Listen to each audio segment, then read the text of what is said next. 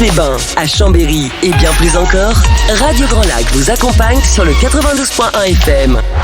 Cette émission vous est présentée par Eurex, cabinet d'expertise comptable. Rapprochez le monde des adultes et celui de la jeunesse pour n'en faire qu'une seule galaxie. C'est Place au possible avec Angélique sur Radio Grand Lac. Bonjour tout le monde, nous voilà de retour sur Radio Grand Lac 92.1, radiograndlac.com. J'espère que vous êtes nombreux et je pense que oui, puisqu'aujourd'hui le sujet est brûlant, nous allons parler de sexualité. Nous voilà donc de retour. Aujourd'hui, j'ai le plaisir de recevoir 4 invités, il n'y a pas de S à 4. Donc nous avons David, qu'on avait déjà eu sur la première émission, Nathéo, aussi sur la première émission, Candice, qui est une fidèle aussi à mes côtés, et Imen. Je vais laisser chacun d'entre eux se présenter pour l'émission d'aujourd'hui. Donc on va laisser la parole à Imen en premier, puisque c'est notre invité d'honneur. Merci. Donc Imen Beneissa, je suis psychologue sociale et je fais de la sensibilisation autour des discriminations. Voilà. Très bien. Donc tu es sur le secteur de Chambéry ?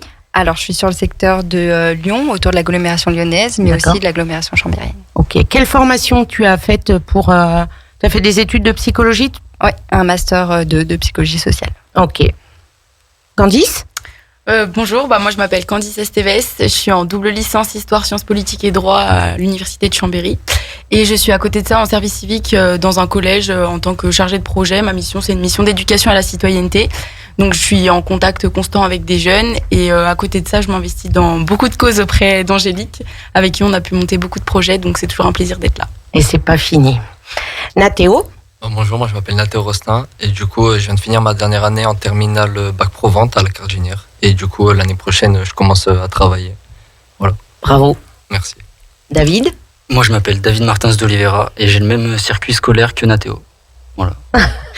Et tu vas aussi travailler l'année prochaine ? Je vais aussi travailler l'année prochaine. D'accord. Et sûrement monter un projet avec toi. Mais oui. C'est pas encore au courant. Ah, d'accord. Alors vous avez une super compétence aussi les garçons. La prochaine fois on va essayer d'organiser quelque chose sur un côté musical. Hein. On a dit qu'on ferait quelque chose comme ça pour vous mettre en valeur sur votre talent artistique. Alors on a dit aujourd'hui sexualité. On est bien d'accord que c'est un sujet qui est d'actualité, mais qui est tabou depuis des années.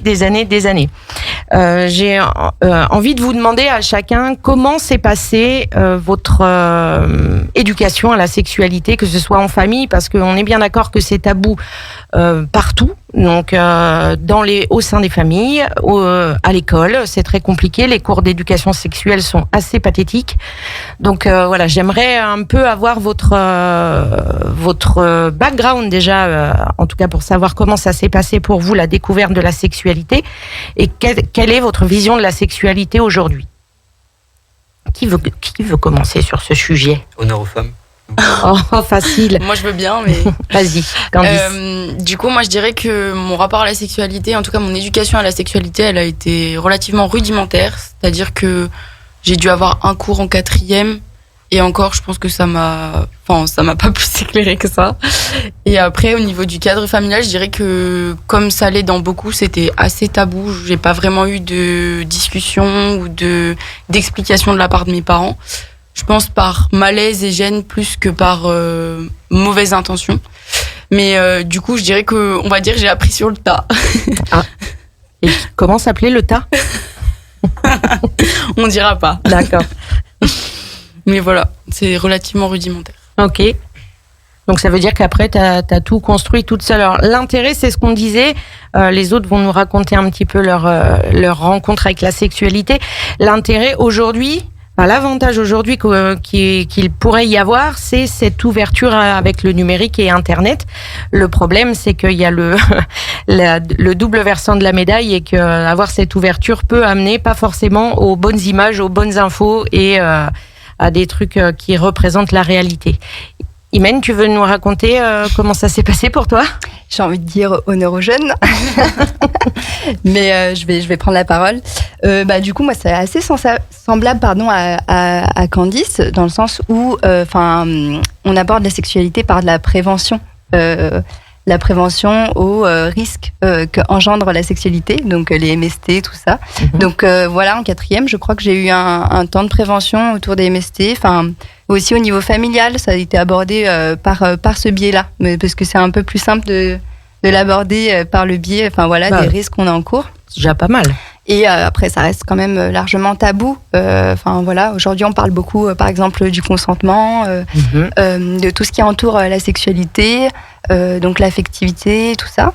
À l'époque, c'était pas vraiment le cas. Donc, je pense qu'il y a eu quand même des évolutions aujourd'hui. En tout cas, des échos que j'en ai, des jeunes qui sont soit au collège, au lycée, qu'il y a eu une évolution. Mais c'est vrai que, en tout cas, moi, à petite époque, c'était assez rudimentaire aussi. Oui. Ouais.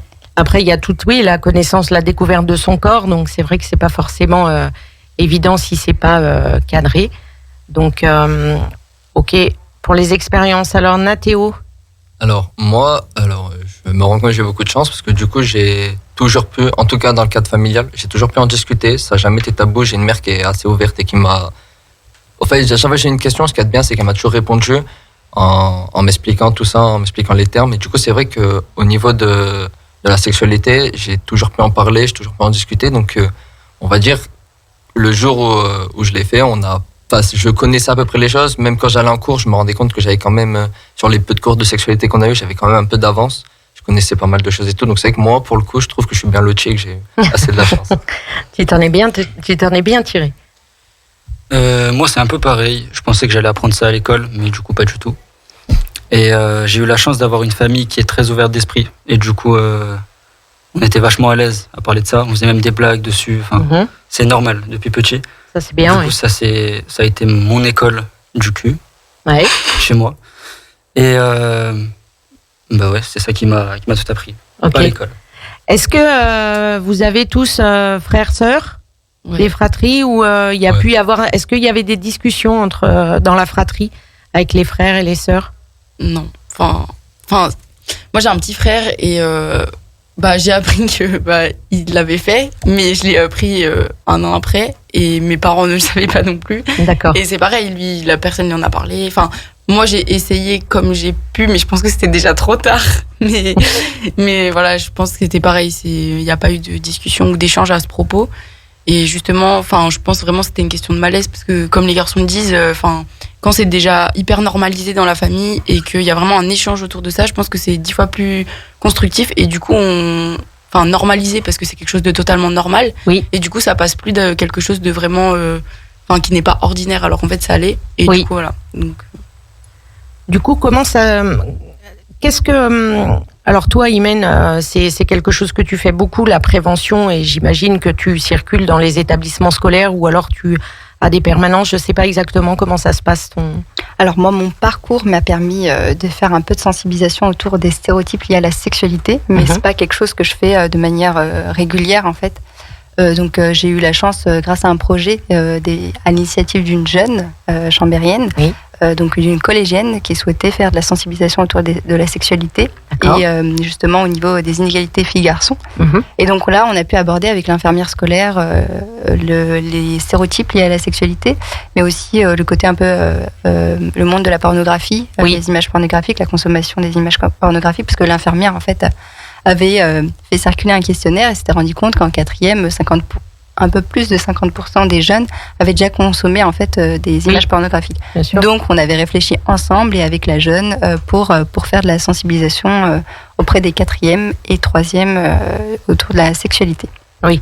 Donc on le sait aujourd'hui selon les statistiques, et c'est l'envers de la médaille, le revers de la médaille de Internet, que l'accès à des images pornographiques arrive de plus en plus tôt. C'est-à-dire qu'on peut faire du contrôle parental ou qu'un jeune n'ait pas de téléphone ou de tablette, quoi qu'il en soit, s'il va chez les copains-copines, il peut y avoir accès et donc être très choqué par certaines images, parce que si elles ne sont pas expliquées, ça peut être relativement traumatisant, en tout cas sur un petit, puisqu'il parle à partir de 8 ans, ce qui est quand même très très jeune. Donc après, la consommation de la pornographie à l'adolescence est quelque chose d'assez répandu. Les garçons, vous, est-ce que c'est quelque chose que vous utilisez régulièrement, les sites porno? Alors régulièrement non, après on en a tous déjà vu. Et il y a quand même ce côté, moi pareil, hein, vu que ma mère a toujours été ouverte, elle m'en a toujours parlé, elle m'a toujours bien dit que ce que tu vois dans le porno, c'est pas la vérité, c'est pas comme ça que ça se passe, c'est pas aussi, enfin on dirait que c'est tout beau, tout rose, tout ça, il y a des trucs, voilà, chacun a ses côtés, tout ça. Donc après il faut se rendre compte que même si on en consomme, faut garder à l'esprit que c'est pas ça, que ça se passe pas comme ça, que voilà. C'est pas la réalité. C'est ça. C'est pas la réalité, David. Moi, c'est pareil.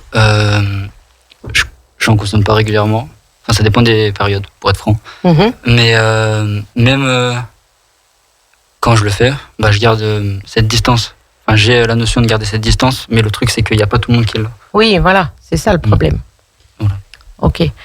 Je pense aussi, je rebondis sur ce que tu dis. Vas-y. C'est compliqué en fait de l'avoir à la distance quand on n'a pas d'activité sexuelle. Oui, aussi, simplement. Quand si c'est ta seule découvre, activité sexuelle, oui. Oui, quand on découvre des images pornographiques, on s'imagine que la sexualité, ça peut être ça, mais parce que on n'a jamais été dans une relation avec des rapports sexuels, quoi. Ouais, c'est vrai. Ouais. Oui, on n'a pas le référentiel de la réalité, justement. Oui. C'est le seul référentiel qu'on a. Je trouve ça intéressant, Nathéo, ce que tu as dit. Je vais rebondir dessus sur le porno. Tu as l'impression c'est tout beau, tout rose. Alors, on va revenir sur l'idée du tout beau, tout rose. Alors, tout rose, et je suis d'accord, puisque la norme est l'épilation totale. Donc, effectivement, ça finit par devenir tout rose. Mais j'ai pas le sentiment que du côté des filles, ce soit vraiment si rose que ça. Absolument pas. Donc voilà, Candice, tu peux donner ton point de vue sur justement l'image que ça peut donner de la femme et de son utilisation. Absolument pas. Déjà, je dirais qu'on est dans une société où la femme, elle est déjà très sexualisée, que ce soit au niveau de son corps, mais aussi de ses attributs et de tout ce qui peut entourer tout ça. Mais dans le porno, c'est encore, je dirais que c'est encore accentué. La femme, elle a toujours un rôle, je dirais, soumis ou même tout simplement vis-à-vis de son physique. Tu parlais de l'épilation. Il y a l'épilation, le mythe du corps parfait, d'avoir des formes. Il y a toute une question qui est autour de ça. Et la femme, elle est toujours, je dirais, enfin pas soumise, mais en tout cas, il y a toujours un rapport de domination qui est présent et qui donne une image de la femme qui est vraiment femme-objet, je dirais. Je sais pas si Imen, tu... Je peux... Oui, en grosse majorité, c'est vrai. Mais sur tous les sites, je pense qu'il y a tellement de catégories maintenant que tu peux trouver tout ce que tu veux. Ça c'est vrai. Donc il y a pour tous les goûts et toutes les couleurs, pardon. Voilà. Ça, je suis d'accord. Après, je suis d'accord que maintenant, étant donné qu'il y a plein de catégories et que justement ça a pris une ampleur, on essaye d'adapter la demande au public qu'on a. Mais après, je dirais que principalement, l'image de la femme dans le porno, on peut pas dire que ce soit une image qui soit hyper valorisante et hyper valorisable. Moi, je suis pas tout à fait d'accord avec ce que tu viens de relever. C'est parce que, en fait, quand on parle de consommation pornographique, on parle souvent des accès gratuits. Oui. Donc, du coup, parfois, ça peut être des productions amatrices, des choses comme ça. Et dans ce cadre-là, principalement, la public cible, c'est souvent les hommes, parce qu'il y a un gros tabou autour de la consommation de la pornographie vis-à-vis des femmes aussi. Et vu que le public cible est souvent des hommes, il y a souvent ce rapport de domination qui est quand même reproduit. Qui est mis en avant. Qui est mis en avant, bien sûr, sur les vidéos principalement et tout le contenu à consommer. Je sais plus où je voulais en venir, du coup. Après, c'est vrai qu'il y a des plateformes qui sont payantes, qui mettent en avant un côté beaucoup plus égalitaire et plus réaliste de la sexualité, mais qui n'est pas accessible à tous, parce que justement il faut financer et que voilà. Ça vient d'où le tabou sur la pornographie, la consommation des films pornographiques pour les femmes? Alors, moi, je suis pas spécialiste, donc je pourrais pas forcément détailler, mais de ce que j'ai pu lire humblement, déjà, si on s'intéresse à l'histoire de la sexualité, on voit que y a un gros tabou autour de la sexualité des femmes, parce qu'il y a eu historiquement une importance autour de la virginité de la femme. Oui. Et donc, à partir de là, vu qu'il y a un côté... la femme porterait un certain honneur familial de par sa virginité, parce que voilà, le contrat de mariage impliquait plein de choses à l'époque, et les religieux a eu un impact fort là-dessus.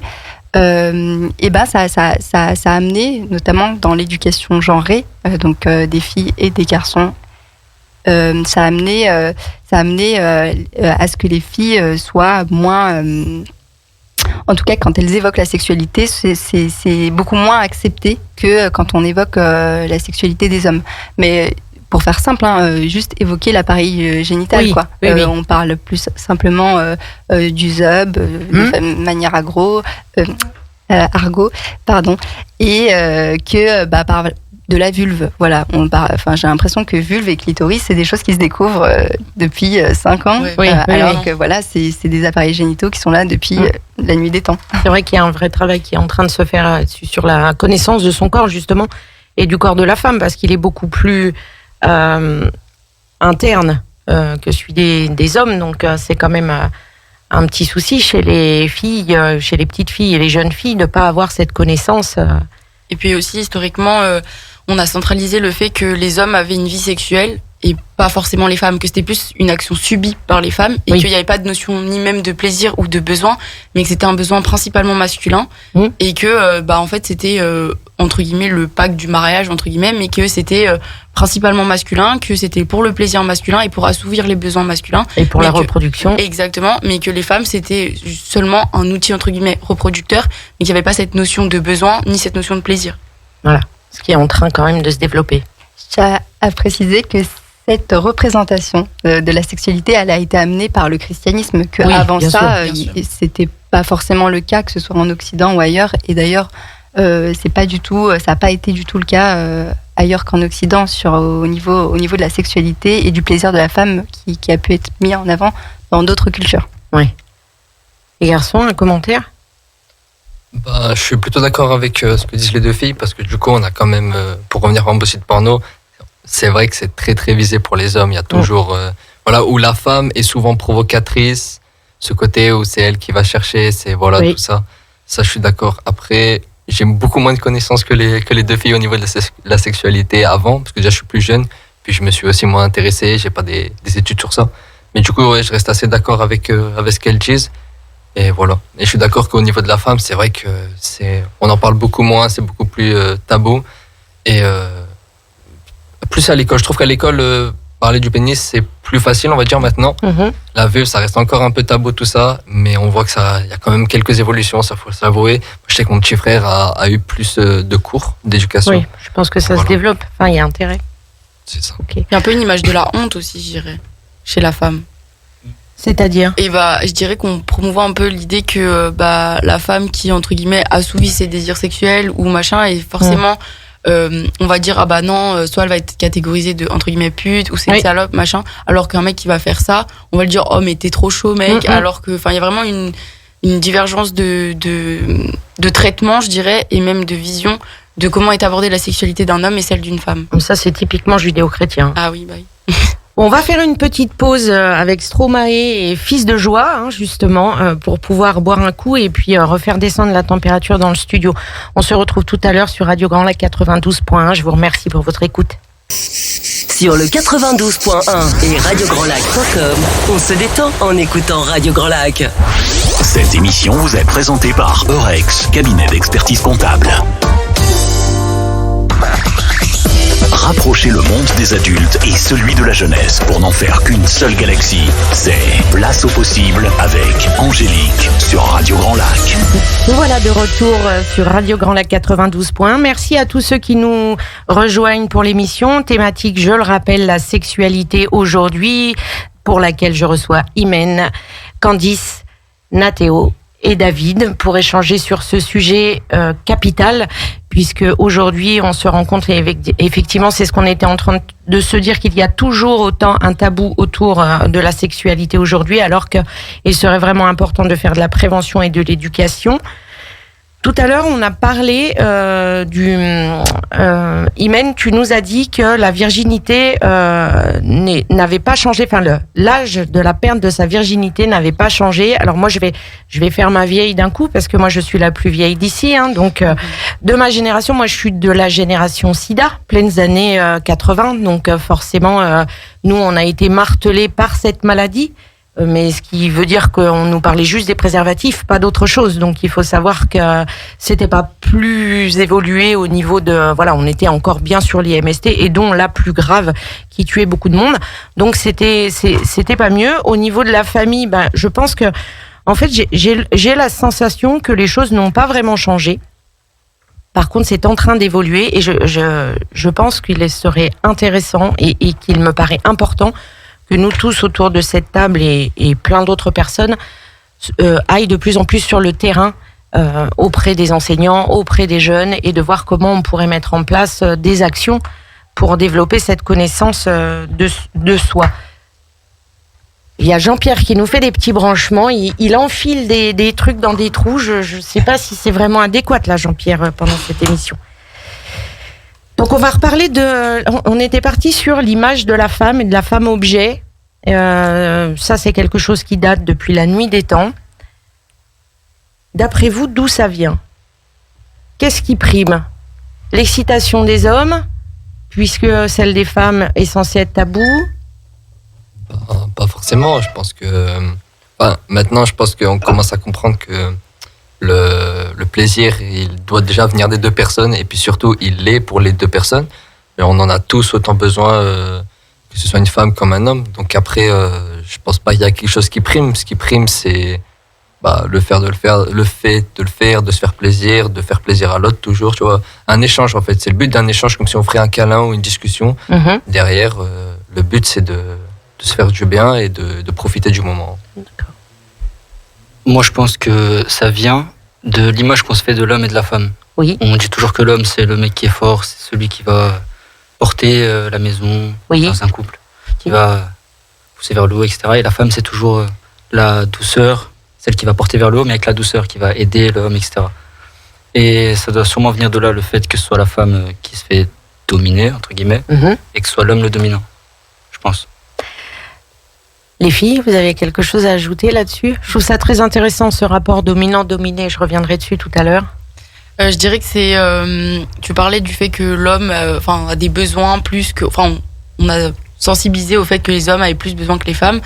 Je pense que c'est surtout ce qui découle du mythe de la virilité, comme le disait David justement, le fait qu'on ait assigné les hommes à un rôle d'homme fort, qui a ses besoins sexuels et qui doit les assouvir, comme une mission de virilité, de force, d'accomplissement entre guillemets, alors que la femme c'est plutôt justement cette image justement de douceur où elle c'est plus le rôle de la mère reproductrice et il n'y a pas cette notion de plaisir ni cette notion de besoin. Alors que c'est vraiment quelque chose que, comme tu le disais tout à l'heure, Nathéo, une notion d'échange et justement de plaisir partagé qui se démocratise de plus en plus et qui justement casse un peu ces cases, entre guillemets, cette catégorie qu'on avait assignée au genre. Ok. Imen ? Alors moi je dirais que déjà l'homme ou les hommes ont une place déjà dominante dans la société et ils l'ont depuis bien longtemps. La domination par les hommes de la société, elle existe depuis longtemps. Elle est organisée par les hommes depuis très très longtemps aussi. Je n'aurais pas de date à donner. Oui. Depuis la nuit des temps, on va dire. Et du coup, je pense que l'histoire de... la représentation de la femme objet ou de l'objectivisation de la femme, elle est nourrie en fait par plein d'éléments qui sont bien sûr l'éducation des garçons. Donc c'est ce que vous disiez au niveau de la virilité, de la place d'un garçon ou de l'homme dans la société, de son éducation, qu'est-ce qu'on doit lui apprendre, quelle place il doit prendre. Mais aussi de plein d'autres choses. On a parlé par exemple de la virginité qui était assez pesante dans la vie des femmes. Et donc du coup des femmes qui devraient être préservées, mais aussi de l'éducation des femmes dans l'éducation genrée, qui est comme tu disais David, de la douceur, quelqu'un qui est discret, quelqu'un qui s'exprime pas beaucoup, donc qui s'exprime pas non plus sur ses désirs. Il y a un tabou encore plus fort sur les désirs parce que le fait de désirer quelqu'un, ça amène aussi à parler de sa propre sexualité, ce qui est peu moins entendable, je dirais, pour les femmes. parce que il y a cette image-là qu'il faut préserver d'une femme qui serait fidèle à un certain homme ou qui serait dédiée à un homme. Voilà, toujours dans ce truc de femme-objet. Donc du coup, pour moi, il n'y a pas de réponse, il n'y a pas une seule réponse. Il y a plein d'éléments de la société qui font que aujourd'hui encore, ça persiste au niveau des représentations où on va pas mettre la femme à la même place que l'homme, ni dans ses désirs, ni dans sa sexualité. Et peut-être qu'elle a une autre place, mais qu'elle n'est pas moins valable que celle des hommes. Après, on parle beaucoup des femmes et des hommes dans les relations femmes-hommes, donc on est beaucoup sur l'hétérosexualité dans nos échanges. Par exemple, si on parle de l'homosexualité, pareil, on n'aura pas les mêmes représentations, pas les mêmes stéréotypes, pas les mêmes images autour de la sexualité des hommes gays qu'autour de la sexualité des femmes lesbiennes. Ça, c'est clair. Là aussi, il y a des choses qui sont socialement moins... la société est moins réfractaire, par exemple, aux femmes lesbiennes, dans le sens où... dans la sexualité, parce qu'il y a un fantasme qui entoure ça. Oui, puis on imagine plus de douceur, en fait. C'est surtout l'image de la violence, surtout. Ah, j'aurais pas dit ça. Ouais. Moi, tous les garçons avec lesquels j'en ai parlé, en fait, la visualisation de l'homosexualité masculine, c'est juste... je pense qu'ils arrivent à s'imaginer la scène et à se mettre à la place, et c'est juste pas possible, quoi. Alors que deux femmes... Ah oui, d'accord. Moi, je pense... Ah ouais, c'est cette violence de l'acte que des hommes hétéros font qu'ils rejettent l'homosexualité masculine, alors qu'effectivement, le fantasme de deux lesbiennes peuvent être très excitant pour des hommes, mais en tout cas pour des femmes, moins choquées, parce que ça donne un côté câlin, douceur, et qu'il n'y a pas cette violence, Alors que si... Mais en fait, ce que tu dis, ça me choque, mais... Et c'est les retours que j'en ai, donc c'est intéressant de pouvoir en discuter. Justement, je trouve que c'est un peu la facilité de dire ça, parce que en réalité, moi, je le vois autour de moi dans les gens que je côtoie, et notamment les garçons, il y a vraiment une notion réfractaire vis-à-vis de ça, qui n'est pas vis-à-vis des lesbiennes, par exemple, mais qui est là vis-à-vis de l'homme, et je pense que c'est plutôt... en tout cas, le ressenti que j'en ai, c'est qu'ils le ressentent comme une forme d'atteinte à leur virilité. Dans le sens où, s'ils font ça, c'est pas des hommes, est-ce qu'ils vont venir faire ça avec nous? Est-ce qu'on va avoir machin? Et il y a tout un truc de, je sais pas comment dire, mais de malaise et d'atteinte vraiment à leur virilité, et qui est pas du tout du côté féminin, et que nous, on ressent absolument pas, mais qui a vraiment une notion autour de justement cette virilité-là. Si tu fais ça, t'es pas viril. Et... ou comme, je sais pas comment l'expliquer, mais c'est vraiment une forme d'atteinte à leur virilité. Je sais pas si tu comprends, Yvonne. Oui, je comprends. Moi, je vais rebondir sur autre chose avant de faire le lien avec ce que tu dis. C'est, tu as dit, Angélique, que les retours que tu en avais, c'est qu'il y avait une certaine violence dans l'acte, dans la sexualité des hommes gays. Oui. Et moi, je me demande quelle est cette violence. Je me questionne là-dessus, parce que est-ce qu'on parle de la pénétration en soi? Est-ce que c'est ça qui est l'image comme violent? Parce que dans ce cas-là, dans l'hétérosexualité aussi. Non, mais ça, je suis d'accord. Mais en fait, on va laisser la parole aussi aux garçons. En fait, le retour que j'ai des hommes et des garçons par rapport à l'homosexualité masculine, c'est que clairement, la sodomie, ça les fait pas rêver. Mais en fait, ils restent bloqués que là-dessus. Mais on n'est pas en train de parler de la sodomie au sein de l'hétérosexualité, parce qu'elle existe aussi. Bien sûr. Mais en fait, l'image qu'ils ont, les personnes, les hommes et les garçons avec qui j'ai échangé à propos de l'homosexualité masculine, ont uniquement l'image de la sodomie, et point. Donc c'est le côté violent, le côté douloureux. Donc se projeter là-dedans, c'est juste pas possible. Après, quand on est hétérosexuel, il n'est pas question de se projeter dans une relation. Enfin, on peut avoir des pratiques. On peut avoir des pratiques homosexuelles en étant hétérosexuel. Il n'y a pas de souci, mais il n'est pas question de se projeter ou pas. Lorsqu'on désire pas, on désire pas. Après, ce qui est intéressant, c'est comment en fait on vient parler de cela. Oui. Et le fait de parler de violence, je trouve ça très intéressant. Oui. Et d'autant plus quand on parle de pénétration, parce que du coup, dans les rapports hétérosexuels, il peut y avoir pénétration. Dans les rapports homosexuels, il peut y avoir pénétration, même chez les personnes lesbiennes. Voilà. Donc du coup, lorsqu'on parle de la violence autour de la pénétration, ça me questionne et je pense que c'est intéressant d'en parler, d'autant plus avec les jeunes, sur quelle image réelle, qu'est-ce que veut dire en fait le mot violent, quoi. C'est ça. Et je vais rebondir sur autre chose. Et après, je suis désolée, je vous laisse la parole. Là, on parle de la pénétration. Et je trouve ça intéressant d'en parler parce que la sexualité tourne autour de la pénétration. Et j'aimerais bien qu'on en discute. Justement, parce que aussi sur ce que Nathéo disait, et là je vais vous laisser la parole, sur ce côté de partage et d'échange de moments, effectivement, la sexualité n'est pas que de la pénétration. Les garçons, qu'est-ce que votre avis ? Alors, je pense pas que ce soit que de la violence. Il y a un côté très on est des garçons, faire ça c'est sale, ça c'est vrai.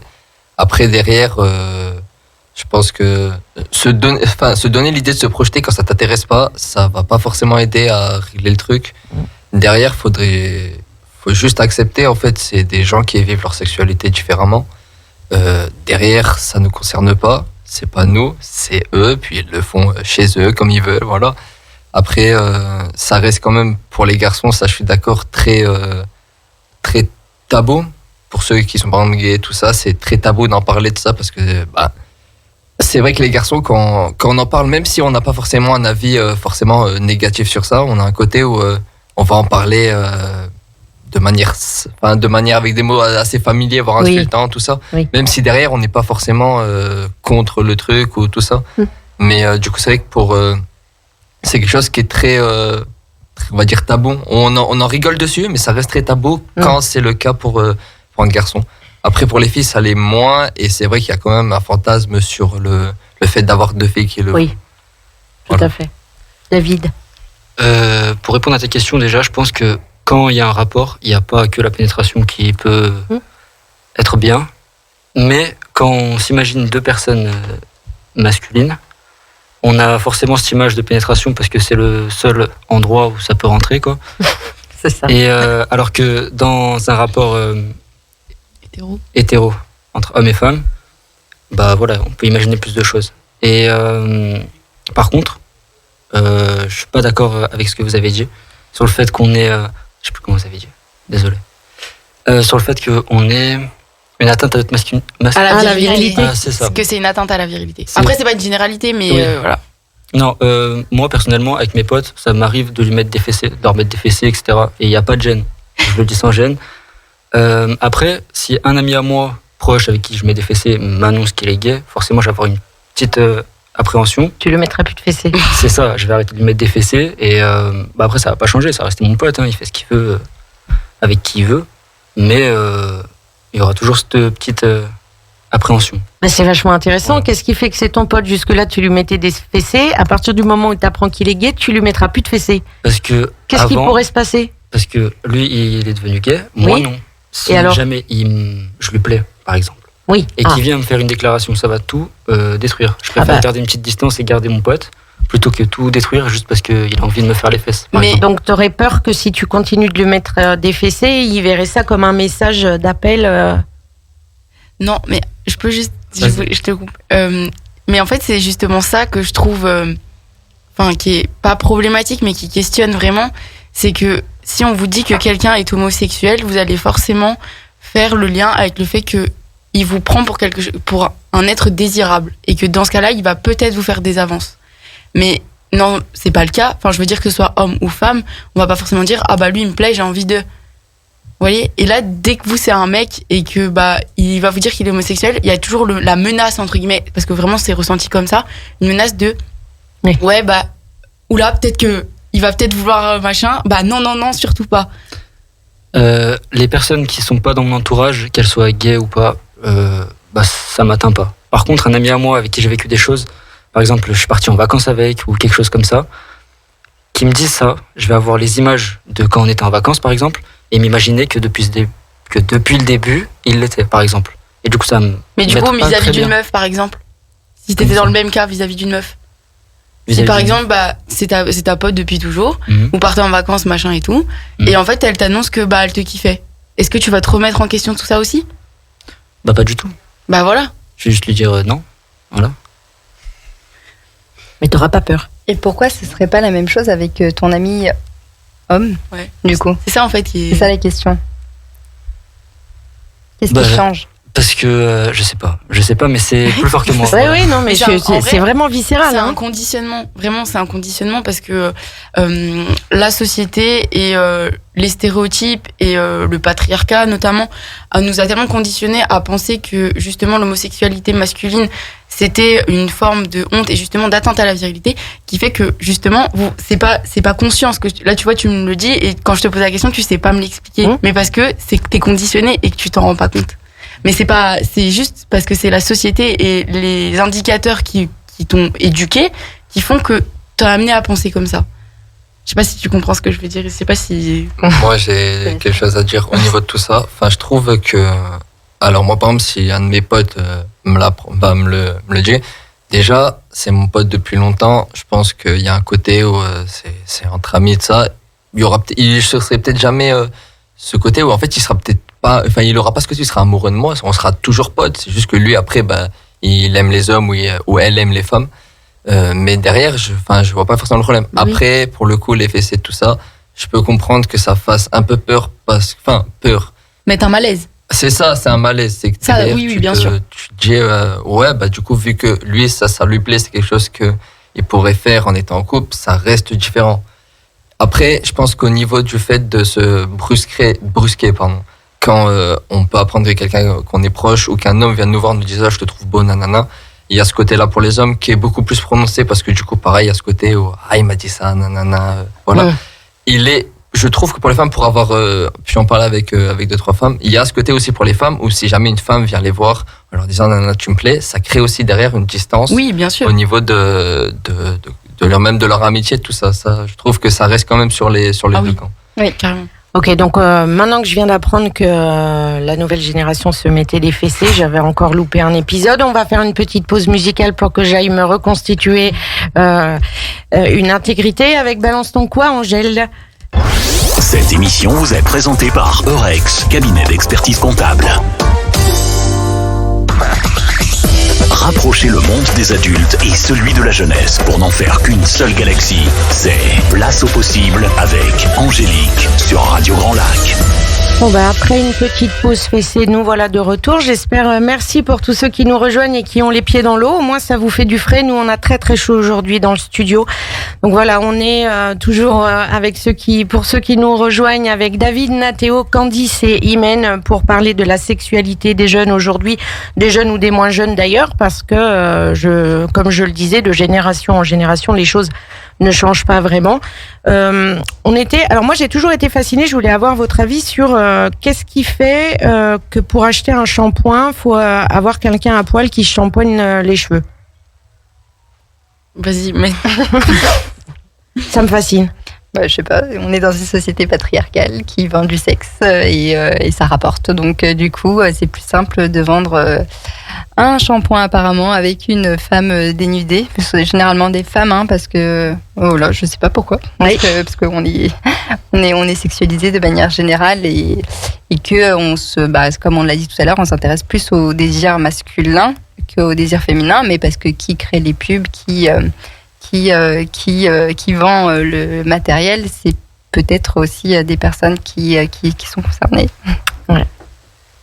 Les garçons, vous achetez le shampoing du coup Alors moi, je vous avoue, le shampoing, que la femme soit dénudée ou non, moi je vous avoue, après je regarde pas trop la télé, mais ça m'a jamais, je me suis jamais dit, la femme elle est comme ça, elle se shampooine et tout, elle est à moitié nue, waouh, c'est le meilleur shampoing, je vais l'acheter. Moi c'est vrai que j'achète du shampoing par rapport. Cheveux. C'est ça, moi j'achète du shampoing pour avoir justement des beaux cheveux.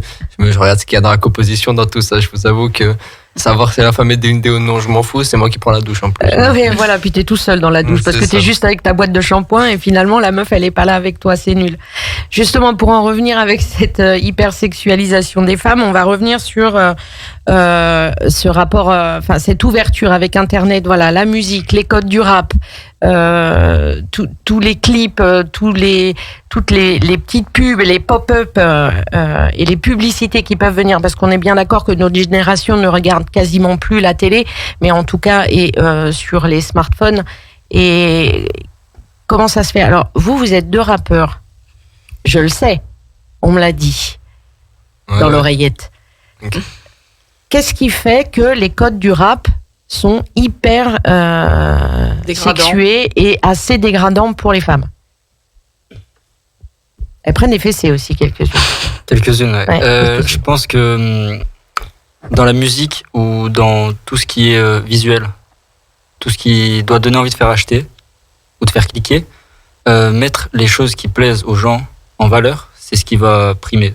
Du coup, comme les femmes dénudées qui dansent, par exemple, il y a des femmes qui sont payées pour Oui, bien sûr. twerker, par exemple. C'est leur boulot, donc elles sont rémunérées pour ça. Mais après, les rappeurs, ils savent très bien aussi que c'est ce qui va cliquer. Il n'y a pas que eux aussi, il y a leurs managers, Ouais. etc. Bien sûr. Ils savent. Commercial. Oui, et puis ça va être mis en avant par le public, souvent masculin. Voilà, un clip bien réalisé. Mais du coup, ça veut dire qu'il y a plus de public masculin que féminin? Parce que moi, voir Miley Cyrus sur une boule de béton de chantier, ça m'excite pas, mais... Non, il y a un problème de représentation de la femme, je dirais. Je dirais que c'est pas forcément le fait qu'il y ait beaucoup d'hommes qui regardent, parce que bien sûr, ça suscite. Et bien sûr, il y a aussi des femmes. Mais je pense que c'est surtout le fait qu'on a estimé que c'était la représentation qu'on voulait de la femme, qu'on l'a, je dirais, réduit à son apparence physique, parce qu'on recherche la femme belle, la femme qui attire, la femme qui est sexy, la femme qui est sexualisée, parce qu'on se dit que c'est ça qui va attirer, et parce qu'on a entouré l'image de la femme, notamment sur son physique, et sur ce qu'elle est capable de faire ressentir aux hommes, c'est-à-dire du désir qu'elle peut leur apporter, ou même aux femmes. Enfin, je veux dire, le but, c'est qu'il y a une dimension hyper esthétique et superficielle du fait que la femme, elle est représentée pour son physique. On va pas être... Le mythe du corps. Exactement. Exactement. Je suis d'accord.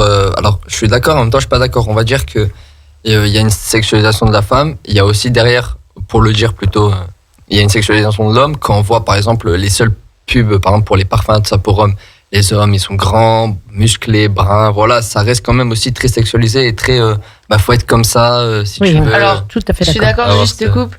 Ouais, alors pour la plupart, t'as raison, ils sont dénudés et compagnie, mais pour la plupart, ils sont entourés de femmes nues aussi.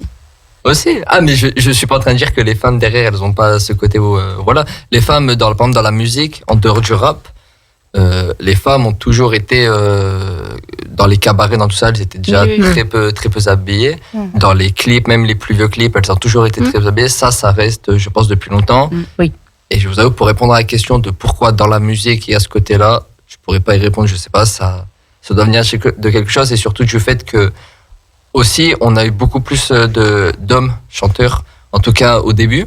On a eu beaucoup plus d'hommes qui se sont mis à chanter, parce que du coup, à l'époque, les femmes étaient plus à la maison, tu gardes les gosses, tu fais à manger, tout ça, c'est vrai.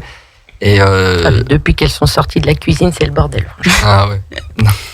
Mais comme tu le dis, justement, tu dis que c'est depuis longtemps, et je pense que c'est aussi pour ça que tu l'expliques pas forcément, c'est qu'en fait, vu que c'est entre guillemets structurel, c'est resté. Et du coup, on continue parce que c'est ce qui a marché, et pourquoi ça marcherait plus demain? Du coup, on perpétue le truc, même si c'est pas... voilà. Et pareil, tu parlais de l'industrie musicale, mais qu'il n'y a pas beaucoup de femmes, et effectivement, l'industrie même culturelle, je dirais, le nombre de femmes est médiocre. Mais Ouais, parce que après, on quand leur tu vois laisse des pas leur Beyoncé, des Madonna, je veux dire, à l'époque, c'était chaud, hein, et Oui. toujours encore Puis, aujourd'hui. Donc, même la femme dans la musique, quand ce sont les femmes qui font la musique, elles ont aussi ce côté où elles restent elles-mêmes, hein, et pourtant c'est elles les personnages principaux, Oui. elles restent elles-mêmes très dénudées, très sensualisées, très sexualisées, tout ça. Et parce que je pense que commercialement, tout le monde Ouais. a bien compris que c'est ce qui fonctionne. C'est ce qui marche. Et donc, Moi, on ce que- continue un truc d'alimenter ça. qui me choque, par exemple, sur plein de jeux. Moi, je prends l'exemple des pubs sur les petits jeux sur TikTok, sur les trucs Oui. comme ça, sur les applications. On a des jeux qui sont destinés à des enfants, on va dire, de 6 à 8 ans, vu la difficulté du jeu, on va dire, sur tout ça. Bon, même pour les plus grands, mais ce que je veux dire, c'est que on voit quoi? On voit une femme, tu marches dans un truc, et au fur et à mesure que tu passes des portes, la femme elle se dénude, ou des trucs comme ça. Et sur des TikTok, il y a des enfants de 7-8 ans, et c'est pas du porno à proprement parler, mais ça reste derrière Ouais, une des image. images choquantes. Ouais, c'est ça, mon fils, quand j'aurai un fils qui tombe sur des trucs comme ça aussi jeune, c'est pas quelque chose que j'aimerais. Enfin, voilà, d'ici là, il aura 4 ans quand il trompera sur ses c'est ça. Avant la naissance. Avant la naissance. Sur l'échographie. Imen, tu voulais dire quelque chose? Oui, je voulais rebondir sur plein de points que vous avez. Vas-y. Mais du coup, je laissais la parole. Du coup, vous avez parlé du fait que vous avez posé la question pourquoi dans le rap, en fait, il y aurait davantage de femmes objectivées ou nues. Moi, je pense que c'est pas que dans le rap, c'est de manière générale. On va pas stigmatiser. Oui, le plus gros cliché était comme ça. Bon, un style de musique. Oui. Après, toi, tu as parlé du twerk. En soi, le twerk, c'est une danse. Ça reste une danse. C'est quel regard on porte dessus et qui fait que c'est sexualisé ou pas. Parce que selon où on se situe dans le monde, ça va plus ou moins l'être. Dans d'autres sociétés, on va peut-être twerker avec nos cousins et nos frères, et c'est OK. Et dans la société occidentale, c'est peut-être vu de manière différente. Donc du coup, c'est quel regard on porte sur qu'est-ce qui est sexualisé, sexualisable, qui fait que cette danse-là, on la sexualise, mais peut-être qu'ailleurs, on la sexualiserait pas. Je voulais relever ça. Et aussi, donc du coup, on parlait du fait que les femmes, elles étaient autour des hommes, nues, et elles flattent un peu l'homme, en fait. Elles sont là, elles ont un rôle où elles soutiennent l'homme, en fait. Quand on voit le clip, l'homme, il a de la puissance, il a du pouvoir, parce qu'il est entouré de femmes. Et c'est ça qui lui donne cette domination. Et du coup, ça renvoie à quoi? Ça renvoie à nos rapports hétérosexuels. Ça renvoie aussi à la société et à la place de chacun. Qui a quelle place dans la société? Il y a une BD qui en parle très bien. Donc c'est une BDiste norvégienne, je crois, suédoise, je sais plus, un des deux pays, qui s'appelle Liv Strömquist. Et donc du coup, elle fait une BD qui s'appelle Les Sentiments du Prince Charles. Et c'est assez drôle parce qu'elle met en parallèle des relations très connues, le prince Charles et la princesse Diana. Je crois qu'elle parle un moment de Karl Marx. Elle parle de pas mal de personnes connues dans l'histoire et aujourd'hui. Et du coup, elle amène des analyses sociologiques sur comment on se comporte entre nous en tant que personnes hétérosexuelles et comment, parce que c'est centré autour de l'hétérosexualité, et comment aussi notre éducation en tant que femme et en tant qu'homme nous amène à certains types de comportements, comment on va vers ces attentes-là, qui est, par exemple, la femme est dans le soutien, et c'est par ça qu'elle se sent valorisée, dans le soutien de l'homme.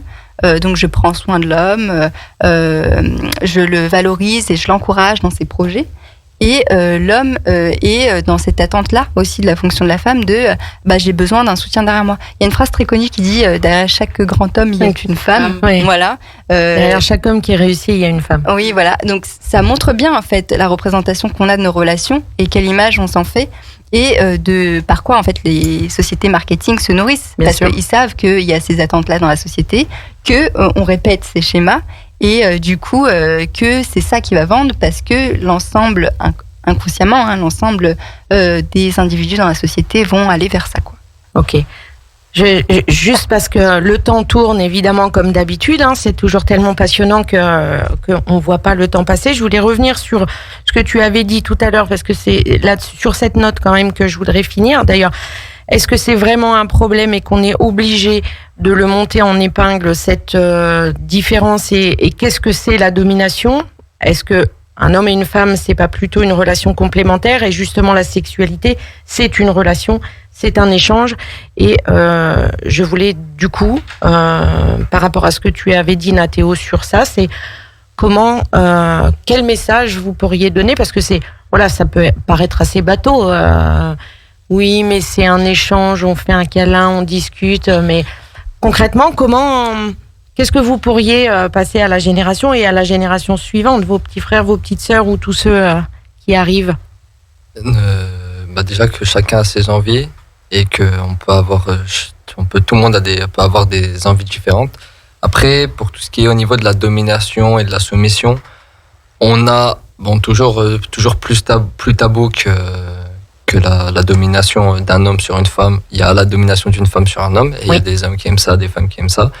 Derrière, on a un côté où, sans vouloir m'avancer, je pense quand même qu'on a un côté où, pour parler de mes expériences ou des discussions que j'ai eues, un côté où les femmes aiment quand même ce côté d'être dominées. Oui.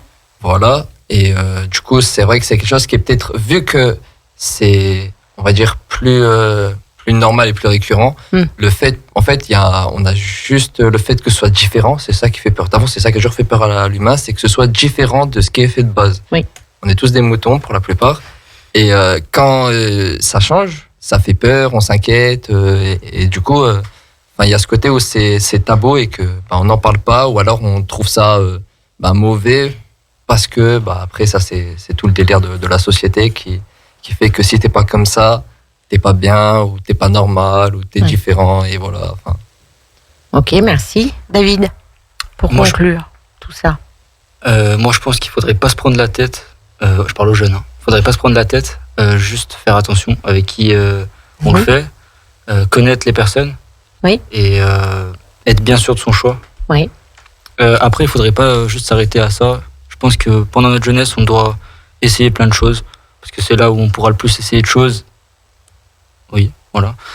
Tout à fait. Parce que quand le temps passe, c'est trop tard. Et on va peut-être passer à côté de choses qu'on n'imaginait même pas. Et voilà, juste faire attention à soi. Super, merci. Imen, tu voulais conclure avec quelque chose? Oui, du coup, je voulais rebondir parce que je voulais pas laisser les femmes être soumises. Oui, voilà. C'est tout le problème des généralités, en fait. Certaines femmes peuvent aimer être soumises dans certaines relations sexuelles, et c'est ok, il n'y a pas de souci là-dessus. Mais on va pas globaliser et faire une généralité. Non, je voulais simplement conclure sur c'est important de s'éduquer, c'est important de s'informer, surtout. Et du coup faire attention, oui, mais comment faire attention? Il y a plein de plateformes aujourd'hui, il y a beaucoup d'informations qui circulent. On peut aussi se renseigner, il y a les plannings familiales, il y a tout ça il y a quand même des agents qui sont présents sur le territoire pour pouvoir s'informer. Donc faut pas hésiter à le faire, en fait. Faut pas hésiter à aller s'informer quand l'école nous le permet pas, même s'il y a normalement parfois des infirmières scolaires qui peuvent être là, ou quand la famille nous le permet pas, il faut pas hésiter de trouver des ressources envers les personnes en qui on a confiance, quoi. Donc s'éduquer, s'informer, et pas hésiter à être curieux, comme disait David, sachant qu'on peut découvrir et expérimenter à peu importe notre âge. Exactement. Candice? Je rebondis sur ce que disait Imen, j'allais dire s'informer et s'éduquer et ne pas hésiter à demander, en fait. Ne pas avoir honte, parce que c'est totalement normal. Et surtout, je voulais rebondir sur aussi autre chose qu'on n'a pas évoqué, mais que je pense que c'est important de finir là-dessus, sur la notion de consentement. Que c'est hyper important que ce soit un besoin et un désir ressenti des deux côtés, et que surtout, ça soit vraiment un échange et qu'il y ait une communication là-dedans qui soit hyper importante, parce que c'est vraiment hyper important le consentement, de savoir si le plaisir est partagé et il est consenti et voulu. Exactement. Donc pour conclure, je vous remercie, ça tombe bien parce que ma conclusion, elle regroupe tout ce que vous avez dit. La première chose, c'est pas mettez-vous des fessées, mais en tout cas, faites des expériences, osez, allez voir ce qui se passe. C'est important, parce que si vous le faites pas maintenant, c'est autant aller tester maintenant. Pour autant, respectez-vous, respectez l'autre, et surtout, communiquez pour savoir. Donc la notion de consentement, elle est là aussi sur la communication. Osez dire les choses quand on n'est pas d'accord, osez dire de quoi on a envie, qu'est-ce qu'on aime aussi, parce que ça va dans les deux sens. Et effectivement, pouvoir en parler, que ce soit les plannings familiaux, tous les acteurs du territoire. Il faut savoir aussi que chez Place au Possible, on est un endroit neutre où vous pouvez venir pour échanger sur ces sujets-là. Et en tout cas, je vous remercie toutes et tous pour cette émission. On va aller se mettre les pieds dans l'eau nous aussi, parce que là, on a eu bien chaud. Merci beaucoup. Et puis, merci à tous nos auditeurs et nos auditrices sur Radio Grand Lac 92.1. On se retrouve dans 2 semaines pour la nouvelle émission. Merci.